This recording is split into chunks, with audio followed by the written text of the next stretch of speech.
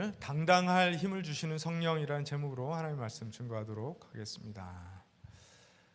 어릴 때 우리 학교 다닐 때 이제 성적표를 받아서 집에 돌아오는 길은 어떠셨습니까? 내가 기대한 것보다 성적이 잘 나온 적은 별로 없었던 것 같아요. 그래서 성적이 별로 안 좋은 그 시험지를 또 성적표를 받아 들고 집에 가는 길은 정말 아득하게 느껴졌던 것 같습니다. 엄마에게 혼이 날까봐, 또 엄마를 실망시켰다라는 그 죄책감, 자책감 이런 것 때문에 발걸음이 무겁고 또 때로는 도망치고 싶은 마음들도 있었던 것 같습니다.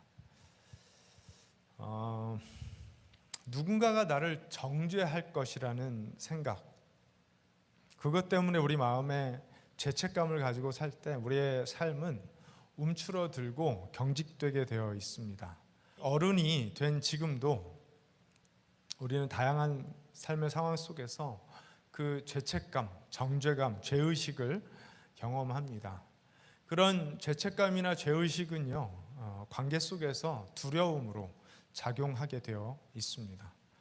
목사인 저는 혹시라도 성도님들 앞에서 실수했을까 봐 늘 마음을 졸이며 살았습니다.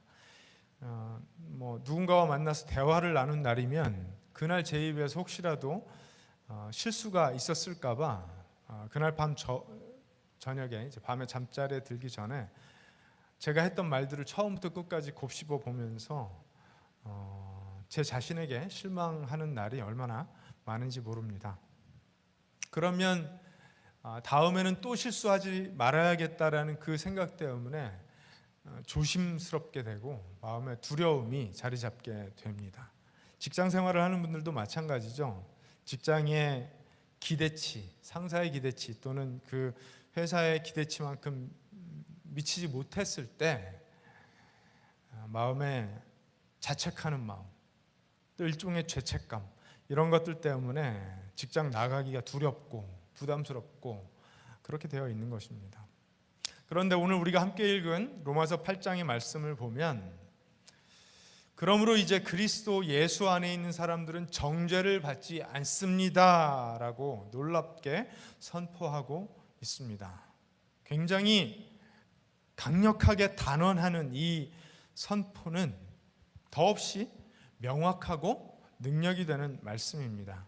여러분, 이 말씀이 믿어지실지 모르겠는데 사도 바울은 이 선포가 왜 우리가 언제나 신뢰해야 되는 타당한 선포인지, 우리가 정죄감, 죄책감에서 자유롭게 된 삶을 어떻게 살 수 있는지, 그리고 성령께서는 어떻게 우리를 도우시는지 오늘 말씀을 통해 우리에게 가르치고 있습니다.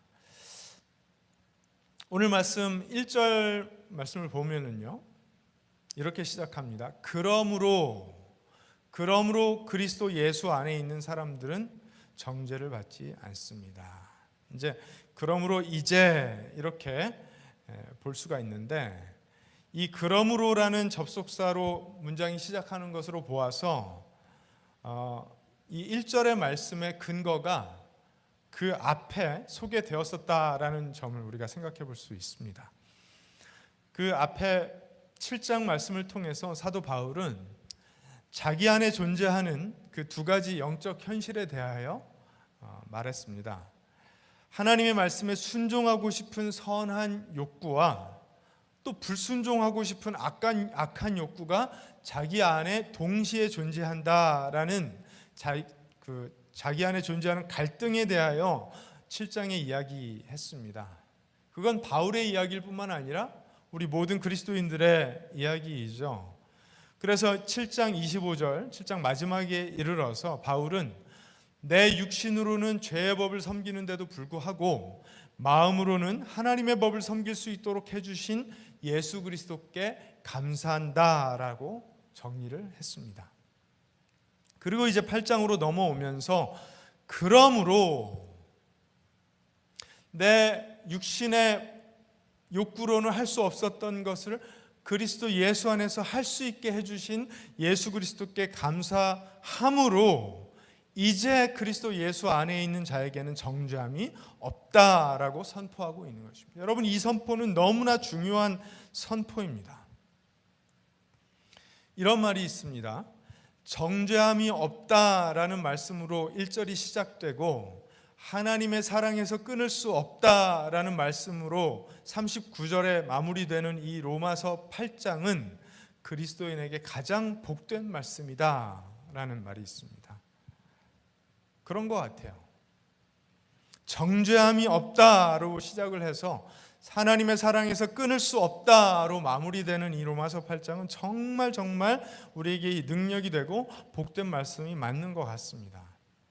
1절 말씀을 다시 한번 유의해서 보기를 원해요. 두 단어를 유의해서 봐야 되는데 첫 번째 단어는요, 정죄입니다. 정죄함이 없다라고 하는데 이 정죄라는 단어는 쉽게 말해서 법정 판결을 의미한다라고 보시면 됩니다. 법정에서 유죄다, 죄가 있다라고 내리는 그 판결의 의미입니다. 공의로우신 하나님께서 하나님의 공의로운 기준에 근거하여 우리를 죄에 있다, 유죄다라고 판결 내리신 것을 의미한다는 것입니다. 그런데 그리스도 안에 있는 사람들에게는 더 이상 유죄라는 판결이 내려지지 않는다는 거예요. 결코 그럴 수 없다는 것입니다. 7장 25절과 말씀을 연결해서 보면 우리는 이기적인 욕심에 이끌려 사는 그 죄에 속한 사람들이었지만 예수 그리스도를 통해서 하나님의 법을 따라 살 수 있는 존재가 되었고, 이제 예수님을 주로 섬기며 살아가는 사람에 대해서는 누구도 죄에 대한 그 율법의 요구를 할 수 없게 되었다라는 것입니다. 나를 향한 판결은 나를 의롭다 하신 하나님의 판결뿐이라는 거예요. 하나님께서 나를 의롭다 하셨으니 그 누구도 나를 죄에 있다 판결할 수 없다는 것입니다.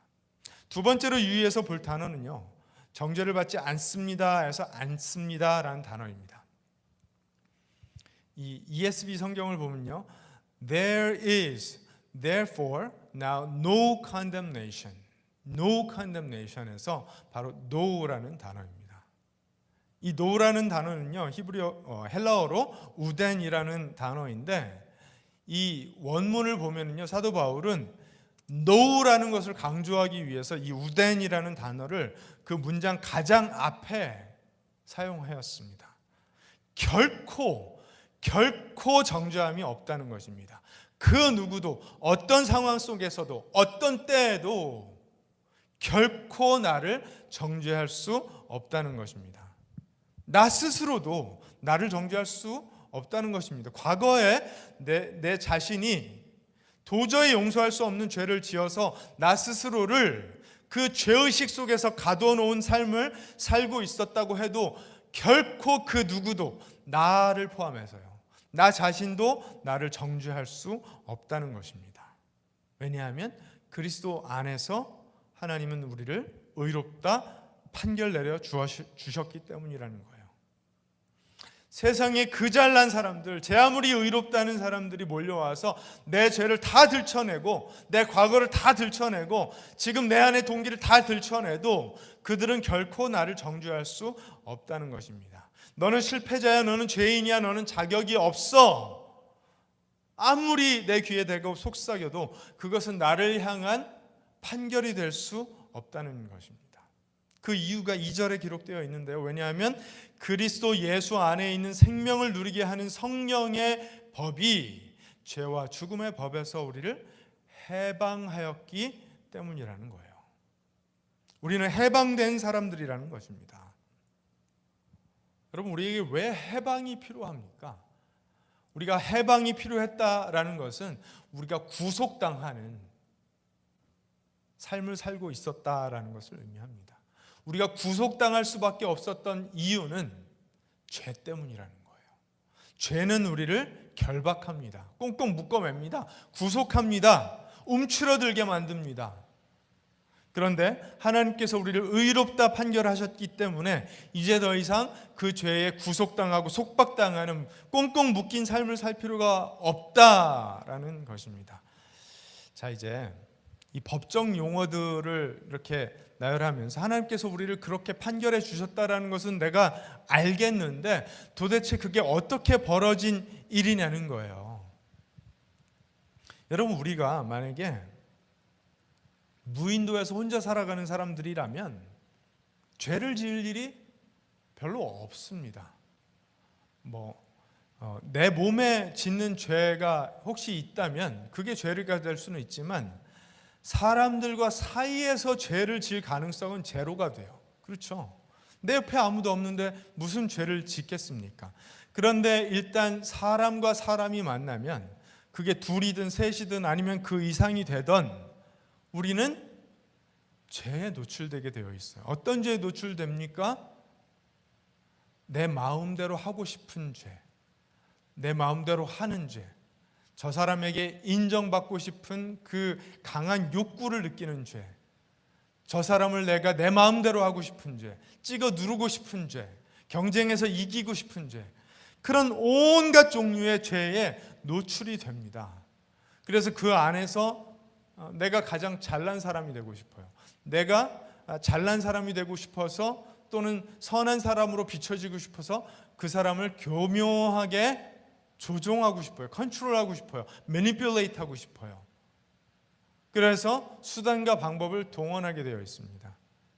그런데 마음대로 되지 않죠? 경쟁에서 뒤처지죠? 저 사람이 나를 짓누르죠? 두려움에 빠지게 되어 있습니다.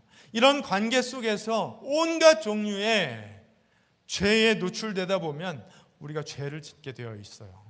하나님은 우리가 하나님과의 사이에서 그리고 사람들, 이웃들과의 사이에서 죄를 짓지 않는 삶을 살기를 하나님 원하십니다. 그런데 현실에 노출되면 그것이 가정 아니든 직장 아니든 학교든 사회든 어디든 간에 우리는 그 죄에 노출되어서 구속당하고 결박당하는 꽁꽁 묶인 것 같은 움츠러든 삶을 살 수밖에 없는 사람들이라는 것입니다. 그런데 그 모든 상황 가운데 하나님은요, 우리를 그리스도 예수 안에서 의롭다 판결해 주셨다라는 거예요.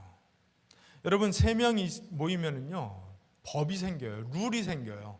그 룰을 지키지 않는 사람을 손가락질하기 시작합니다. 내가 직장에 들어가면, 내가 학교에 들어가면 그 학교가, 그 직장이 가진 법칙이 있죠. 룰이 있죠. 규율이 있죠. 사람들이 동의한 그런 법칙들이 있는데 그거 다 맞추면서 살기 쉽지가 않습니다. 그러다 보면 어떻게 되죠? 맞추는 신용을 해요. 지키는 척합니다. 내 동기는 따라오지 않았는데 지키는 척해요. 그러다 보면 죄를 짓습니다. 하나님은 그걸 원하지 않으시는 거예요. 우리의 스스로의 동기가 먼저 변화되어서 다른 사람들을 먼저 배려하고 위해주고 사랑하고 섬기고 그런 삶을 살기를 하나님 원하시는데 그게 되던가요? 안 되더라는 거예요. 안 되기 때문에 죄에 노출되고 구속당하고 속박당하고 평안이 없는 두려움과 근심이 가득한 그런 삶을 살게 되더라는 것입니다. 그런데 그리스도 예수 안에서 그 상황이 바뀌었다라고 오늘 성경은 이야기하고 있는 것입니다. 사실 1절과 2절 말씀을 보면서 이 말씀들, 하나님께서 우리를 죄 없다 판결해 주셨다라는 사실은 우리가 죄인이었다라는 사실을 말하고 있죠. 제가 조금 전에 말씀드린 그 부분이에요. 우리가 다 죄인들이었어요. 죄에 노출되었을 뿐만 아니라 실제로 죄를 짓는 사람들이었어요. 그런데 누가복음 11장 13절에 보면은요, 너희가 악할지라도 너희 자녀에게 좋은 것들을 줄 알거든 하물며 하늘에 계신 아버지께서야 구하는 사람에게 성령을 주시지 않겠느냐. 우리가 성령의 법을 따르며 살아가게 되었다라는 것은 예수님이 승천하신 후에 하나님께서 우리에게 주신 성령을 통하여 성령께서 변화시켜 주시는 새로운 심령으로 살게 되었다라는 것을 의미합니다. 예전엔 죄인들이 분명했는데 그래서 하나님의 아들 예수 그리스도께서 이 땅에 내려오셔서 우리의 죄를 대신 지시고 죽으실 수밖에 없는 그런 죄인들이었는데 하나님께서 우리를 죄인이라고 분명히 평가해 주셨던 것이 맞는데 우리를 너무나 사랑하셔서 우리를 그대로 내팽개쳐 두실 수가 없으셔서 하나님의 아들께서 죄 있는 연약한 육신을 입은 모양으로 모습으로 우리 가운데 오셨다라고 오늘 성경이 얘기하고 있는 것입니다. 3절과 4절 말씀을 보세요. 육신으로 말미암아 율법이 미약해져서 해낼 수 없었던 그 일을 하나님께서 해결하셨습니다. 곧 하나님께서는 자기의 아들을 죄된 육신을 지닌 모습으로 보내셔서 죄를 없애시려고 그 육신에다 죄의 선고를 내리셨습니다. 할렐루야. 우리가 세상에 나아가면 어느 집단이든지 공동체든지 법규가 있죠. 그런데 하나님께서는 이스라엘 공동체에게도 그러한 법규를 주셨습니다. 하나님과의 사이에서 지켜야 될 법규, 또 서로 간에 지켜야 될 법규를 주셨어요. 그것이 율법이죠. 모세를 통해 주셨던 율법입니다. 십계명이 근간이 된 율법인데 이스라엘 백성들이 그 율법을 온전히 다 지켜낼 수가 있었나요? 지켜낼 수가 없었습니다. 율법이 나쁜 것이어서 그랬습니까? 아니요, 율법은 좋은 것이었습니다. 율법은 좋은 것이었지만 그 율법을 온전히 다 지켜낼 수 없는 사람들의 죄성이 있었기 때문에 그 율법을 지켜낼 수 없었어요. 그래서 법은 좋은 것이지만 여전히 약하다라고 바울은 이야기하고 있는 것입니다. 제가 여러 번 언급드리는 우리가 지키며 따라가 살고 있는 법규가 있잖아요. 이 땅에 법규가 있어요. 교회 앞에 스피드 리밋 40마일을 넘기면 안 된다라는 법규가 있습니다. 그 법규는 왜 만들어졌죠? 운전자들 또 보행자들의 안전을 위해서 좋은 법정신 하에 만들어진 법규입니다. 그런데 그 법규를 어깁니다. 어기면 마음이 불안해집니다. 왜 불안해지죠? 누군가의 안전을 해칠까 봐 불안해지는 것이 아니라 티켓 받을까 봐 불안해집니다. 그래서 법규를 지키고 따르며 사는 이유가 서로의 행복과 안전과 안녕을 위한 것이 아니라 내가 티켓 받지 않기 위해서, 경찰에 걸리지 않기 위해서 법규를 지킵니다. 지키는 척하는 것이죠. 왜냐하면 법정신을 따라 그 법규를 온전한 동기로 지키는 것이 아니라 지키는 척하는 것일 뿐입니다. 유대인들도 마찬가지였어요. 하나님과의 관계 속에서, 이웃과의 관계 속에서 정말 하나님을 사랑하여서, 정말 이웃을 사랑하여서 하나님께서 주신 그 아름답고 귀한 법규들을 내 순전한 동기로 자발적으로 지키며 따라 살았던 것이 아니라 죄인이라고 낙인 찍힐까 봐, 사회에서 추방당할까 봐, 도태될까 봐, 감옥 갈까 봐 똑같은 그런 안 좋은 동기, 불순전한 동기로 그 법규들을 지키는 척했던 것입니다. 하나님께서 그 모습을 받으실 수가 있을까요? 아니요, 그럴 수가 없었던 것입니다. 그래서 하나님께서 그 죄인들을 위해서, 법규를 도저히 따라 살 수 없는 죄인들을 위해서 예수님을 우리 가운데 보내시고 그 예수님의 몸에 죄의 선고를 내리셨다는 것입니다. 4절에 뭐라고 말하죠? 그것은 육신을 따라 살지 않고 성령을 따라 사는 우리가 율법이 요구하는 바를 이루게 하시려는 것이라고 이야기해요. 전에는 우리가 죄를 지을 수밖에 없었다고 이야기하고 있습니다. 죄를 지으니까 두려워지죠. 어떻게 해서든지 나를 지켜야겠는데 나를 지키지 않은 죄를 짓지 않는 척 살아야 되고 법규를 지키고 따라 사는 척 해야 됩니다. 그러다 보니까 내 영혼이 망가져요. 동기가 망가져요. 그래서 겉으로는 행위는 사는 것이 될지는 모르지만 내 영혼은 그 생명을 잃어가고 죽어가고 있는 것입니다. 우리는 그렇게 부조리한 상황 속에서 살고 있었는데 예수님께서 우리 가운데 오셔서 우리 죄를 대신 지시고 하나님께 의롭다는 판단을 우리가 받도록 우리를 대신하여 죽어주셨기 때문에 성령께서 우리 가운데 오셔서 어떤 일을 하기 시작하셨는가?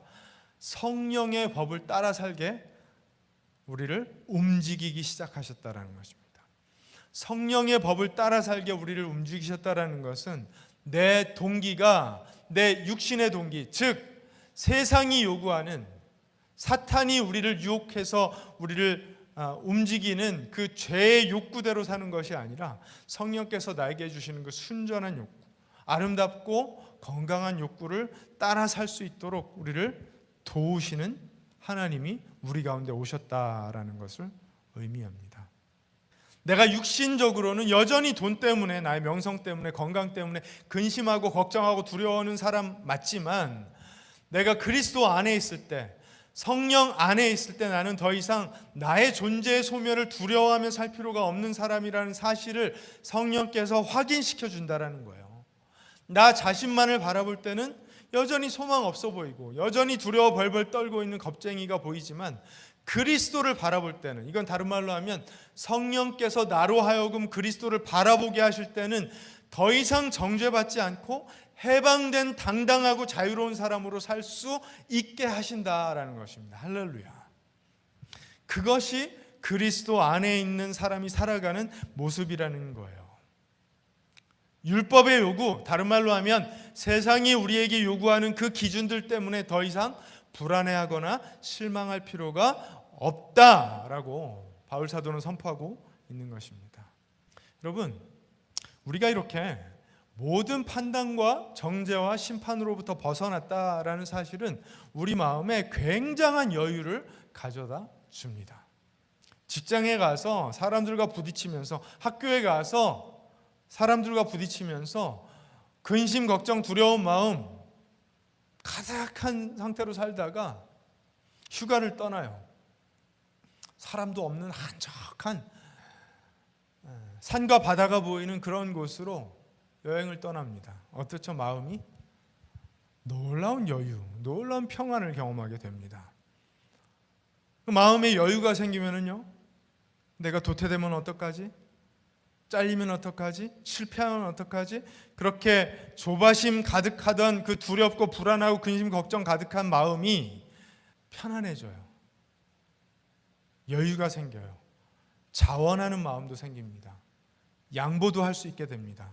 눈치를 보며 위축되는 대신에 내 옆에 있는 사람들이 귀하고 아름다워 보이고 세심한 배려까지 할 수 있는 그런 여유 있는 사람이 됩니다. 이스라엘 백성들이 과거에 그 율법의 요구에 조바심 가득한 삶을 살 때에는요, 하나님이 이웃의 것을 탐하지 말라고 말씀하셨는데 자꾸만 이웃의 것이 부럽고 갖고 싶고 탐스러워 보일 때 그것을 지키지 못한 나 때문에 나는 썩었어, 나는 실패자야, 나는 하나님께서 실망하실 거야 라는 생각 가득한 삶을 살 수밖에 없었는데, 그것이 유대 사회가 또는 유대 종교 시스템이 그들 개인에게 가하던 압력이요, 요구였는데, 이제는 그런 마음을 가질 필요가 없게 된 것입니다. 자유케 하시는 하나님을 신뢰하고 하나님을 사랑하여서 이웃의 것을 탐하는 것이 아니라 사랑으로 섬겨주는 그런 인생을 살 수 있게 되었다라고 이야기하고 있는 것입니다. 어떻게 그것이 가능할까요? 성령의 법을 따라 사는 사람은 그것이 가능하다라고 이야기하고 있는 것입니다. 놀라운 이야기죠. 여러분, 그렇다면 그것을 어떻게 유지할 수 있을까요? 어떻게 하면 다시 죄에 빠지는, 그래서 두려워서 벌벌 떠는 인생이 아니라 성령의 법을 따라 그 여유와 평안과 감사함을 유지하는 삶을 살 수 있느냐는 거죠. 어떻게 당당한 삶을 살 수 있느냐는 것이죠. 5절부터 그것을 이야기합니다. 육신을 따라 사는 사람은 육신에 속한 것을 생각하나 성령을 따라 사는 사람은 성령에 속한 것을 생각합니다. 육신에 속한 생각은 죽음입니다. 그러나 성령에 속한 생각은 생명과 평화입니다. 육신에 속한 생각은 하나님께 품는 적대감입니다. 그것은 하나님의 법을 따르지 않으면 또 복종할 수도 없습니다. 육신에 매인 사람은 하나님을 기쁘게 해드릴 수 없습니다. 계속해서 비슷한 것을 반복적으로 이야기하고 있어요. 어떤 두 가지를 대조하고 있습니까? 육신에 속한 생각, 육신에 따라 사는 삶, 그리고 성령에 속한 생각, 성령을 따라 사는 삶. 이 두 가지를 계속해서 비교 대조하고 있는 것입니다. 거기서 이제 생각하다 또는 생각, 이것은 헬라어 프로네오라는 동사 그리고 프로네마라는 명사인데요. ESV 성경을 보게 되면 모두 set one's mind 이렇게 번역을 하고 있습니다. set one's mind라는 것은 단순히 우리의 생각만, 이성적인 생각만이 바뀌는 것이 아니라 우리의 이성과 감정을 모두 포함한 우리의 전인격적인 마음, 우리의 존재적인 열망, 이것이 바뀌었다라고 이야기하고 있는 것입니다. 바울이 말하는 이 생각이 바뀌었다라는 것은요, 우리의 삶이 바뀌었다라는 것을 말하는 것이고, 우리가 소망 삼는 것이 바뀌었다라고 이야기하고 있는 것입니다. 전에는 나의 육신의 욕구, 욕심 때문에, 그 이기적이고 자기중심적인 생각 때문에 하나님과 원수가 되며 불순종하며 하나님을 기쁘시게 할 수가 없었는데, 그것이 육신에 속한 생각들이었는데, 반대로 영의 생각, 영을 따르는 삶, 그러니까 성령의 사람이 되고 나면 예수 그리스도를 구원자요 주인으로 믿어서 하나님을 기쁘시게 하는 삶을 살 수 있게 되었다라고 이야기하고 있는 것입니다. 도대체 아니 성령이 하시는 일이 뭐길래, 성령이 하시는 일이 뭐길래 성령을 따르는 사람은 이런 삶을 살 수 있냐는 거예요. 성령이 하시는 일은 우리로 하여금 예수 그리스도께서 어떤 일을 하셨는지, 어떤 말씀을 가르쳐 주셨는지, 어떤 약속을 하셨는지 우리 안에 계속해서 되새겨지게 하고, 우리의 삶이 그 방향으로 향하게 하고, 우리의 삶이 그 복음을 능력 삼아 살 수 있도록 초자연적으로 우리 인생에, 우리 존재에 일하신다라는 것입니다. 인간의 논리와 인간의 이성으로 이것이 어떻게 작용하는지 일일이 다 설명하고 이해할 수 없지만, 성령께서는 성령의 방법으로, 영의 방법으로, 다시 말하면 하나님의 방법으로 우리 안에서, 우리 삶에서, 우리 존재 안에서 우리가 그리스도께서 가르치신 대로, 그리스도를 능력 삼아서, 그리스도께서 약속하신 것을 소망 삼아 살 수 있도록 도우신다라는 것입니다. 우리의 의지와 우리의 결정과 우리의 육신의 방법으로는 언제나 실패하고, 이것을 넉넉하게 충분히 다 해낼 수 없는 것이지만, 성령께서 우리를 사로잡으시면 우리의 생각과 우리의 마음과 우리의 전 인격이 변화를 받아 그것을 할 수 있는 상태로 변화된다는 것입니다. 이것은 상황에 따라서 그때그때 변하는 원리가 아닙니다. 상황이 좋을 때도 그렇고 좋지 않을 때도 그럴 수 있는 초월적인 능력이라고 사도 바울은 주장하고 있는 것입니다. 상황이 좋을 때는 마음이 좀 여유로워져서 넉넉해져서 우리가 닥친 작은 어려움들을 이길 수 있지만, 상황이 너무 안 좋아져서 내가 정말 어찌할 수 없을 때는 계속해서 실패하는 그런 인생을 살 거라고 이야기하는 것이 아니라, 바울 사도처럼 복음을 증거하느라 극심한 어려움을 당하는 순간에, 즉 목숨이 위태로운 순간에까지 성령께 사로잡히기만 하면 성령께서 우리 안에 역사하시는 그 복음의 원리가 우리를 움직여서 넉넉히 이겨낼 수 있는 당당한 삶을 살게 하더라는 것입니다.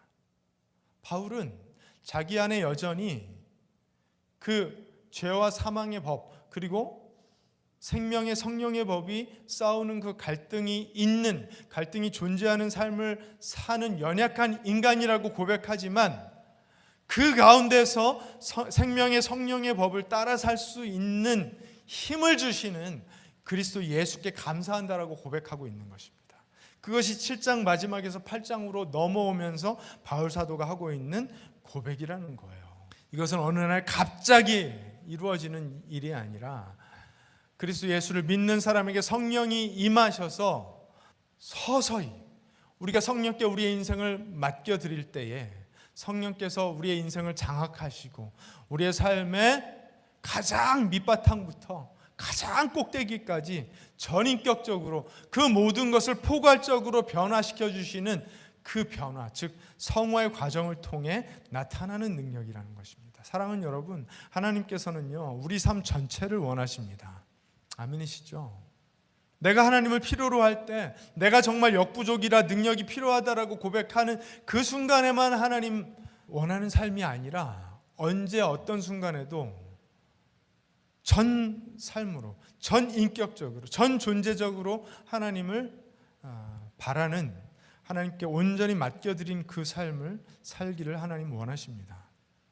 이제 어느 누구도 우리를 결코 정죄할 수 없다고 하시는 그 하나님의 선포 앞에 그런 선포를 해주시는 하나님이시라면 내 삶을, 내 영혼을, 내 존재를 기꺼이 맡겨드릴 그런 아버지이시지 않습니까? 예수님을 믿기는 믿지만, 그래서 구원받았다라고 생각은 하지만 여전히 내 인생의 주인은 나라고 외친다면 그 인생, 그 삶은 하나님께 맡겨진 인생은 아닐 것입니다. 따라서 성령의 생각에 사로잡힌 인생이라고 할 수도 없습니다. 우리는 성령의 생각에 사로잡혀야 합니다.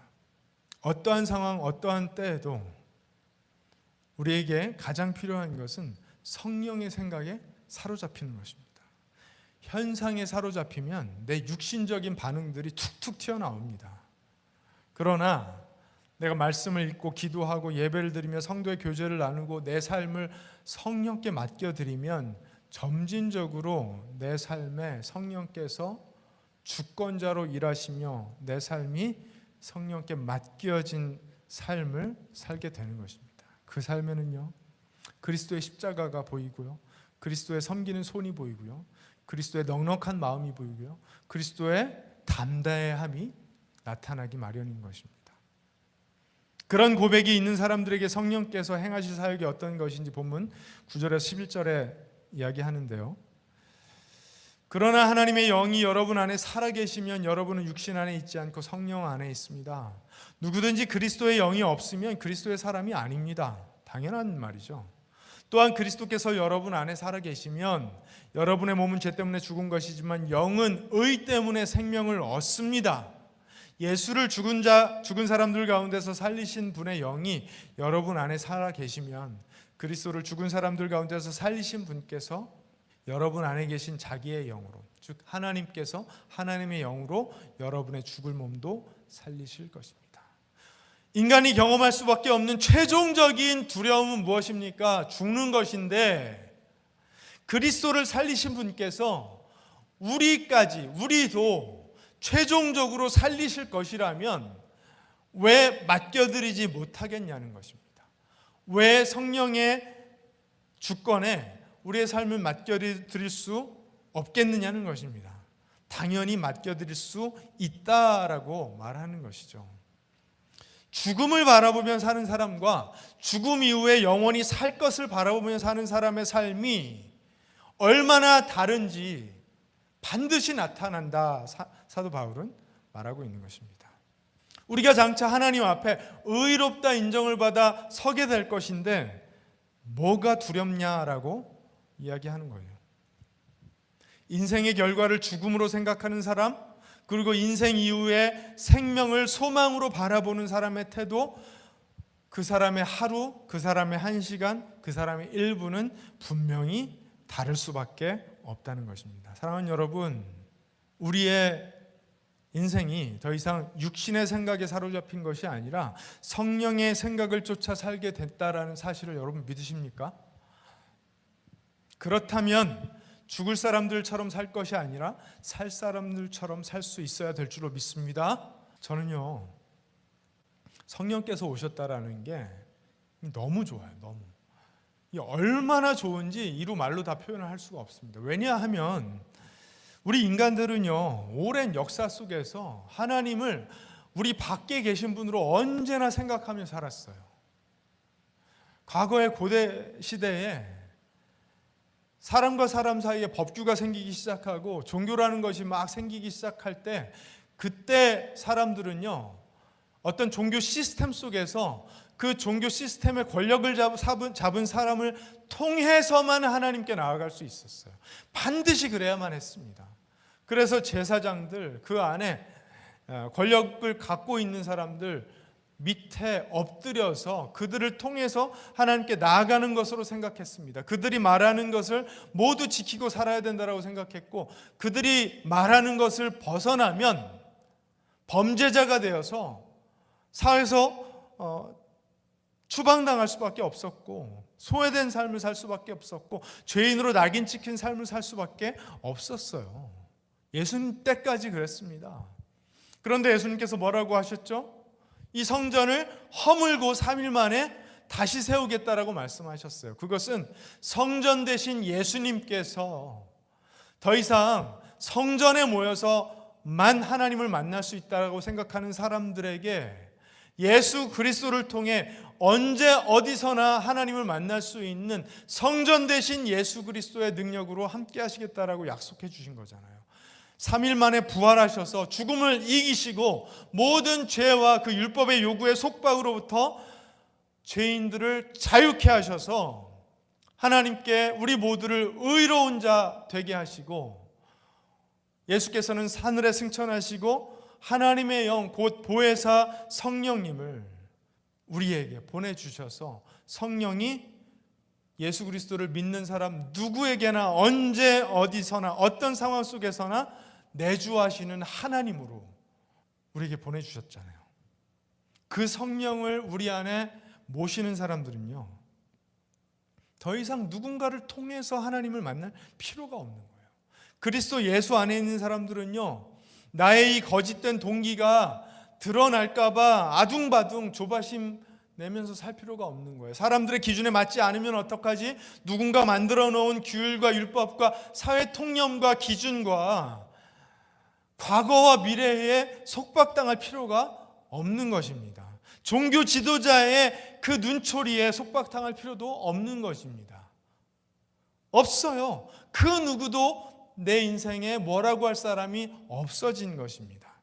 그들의 눈치를 보며 사는 대신 성령을 모신 사람은 이제 자기 주도적으로 성령께서 우리의 마음을 움직여 주시는 그 모양 그대로, 다른 말로 하면요, 주체적으로요. 성령께서 내 안에 주시는 그 선한 양심을 이끌려 주체적으로, 주도적으로 내가 결정한 인생 대가를 내가 치르면서 살 수 있게 된 것입니다. 그런데 여러분, 우리는 여전히 연약하죠. 지혜가 없죠. 미래를 내다볼 수 없죠. 부족합니다. 능력이 부족합니다. 그래서 내가 내리는 결정들은 언제나 불완전합니다. 그런데 그것까지도 하나님께 아름다운 것 되게 하시는 분이 누구시라고요? 성령이시라고요. 그래서 성령께 이끌려 사는 사람들은 성령께서 내 안에, 우리 안에 그리스도를 생각하게 하시는 한 자기 마음대로 살아도 된다는 거예요. 누구 눈치 보면서 살 필요 없다는 거예요. 예전에는 내 옆에 있는 사람 참 귀찮고 보기 싫고 미운 사람인데, 그래도 사회가 전통적으로 예의 법도를 강요하고 또 교회 안에서도 어떤 규율들을 강요하니까 내가 저 사람에게 잘해줘야 된다라는 어떤 압박 속에서 마지못해 잘해줬는데, 이제 성령께서 내 안에 역사하시면 넉넉하고 여유로운 마음, 마치 베케이션 간 마음을 주셔서 이 사람 불쌍하게 보게 하시고, 이 사람 필요한 거 챙기게 하시고, 이 사람 섬기는 일이 나에게 기쁨 되게 하셔서 하나님께 기쁨된 인생 살 수 있도록 도와주시기 때문에 마음껏 얼마든지 섬길 수도 있고, 또 내 인생에 대해서도 얼마든지 너그러운 마음 가질 수 있게 되었다라는 것입니다. 저는 이것보다 더 귀한 것은 인간에게 있어서 없다라고 생각합니다. 사랑하는 여러분, 우리에게 필요한 것은요, 언제 어디서든 어떤 상황에서든 성령께서 주시는 마음입니다. 할렐루야. 내 마음을 두렵게 하는 그 이유들이 어떤 것인지 한번 곰곰이 생각해 보세요. 과연 누가 내 마음에 그 두려움을 안겨주는지, 왜 나를 죄짓도록 유혹하고 있는지 한번 곰곰이 생각해 보세요. 다 쓸데없는 것들이에요. 다 세상에 부질없는 것들입니다. 그런데 성령께 사로잡히기 시작하면 내 눈에 보이는, 내 귀에 들리는 그 현상 너머, 그 현상보다 크신 하나님의 마음에 압도당할 수 있게 되어 있습니다. 성령께서 우리에게 주시는 마음은요, 이런 마음입니다. 아들을 내어주시고 우리를 구원하신 아버지 하나님의 사랑이 풍성하게 넘치는 마음이 성령께서 주시는 마음입니다. 그 마음을 품게 되면 하나님의 은혜의 그 깊이와 넓이가 얼마나 대단한 것인지 주목할 수 있고, 그 앞에 여전히 부족한 나이지만 초월적인 능력으로 나를 인도하시는 그 성령께 더 붙들리는 그런 인생을 살 수 있게 될 줄로 믿습니다. 하나님의 음성이 크게 들리게 되어 있어요. 사랑하는 여러분, 성령께서 주시는 이 마음을 꼭 붙드시고 하나님께 더 가까이 나아가시는 여러분 되시기를 우리 주님의 이름으로 축원드립니다.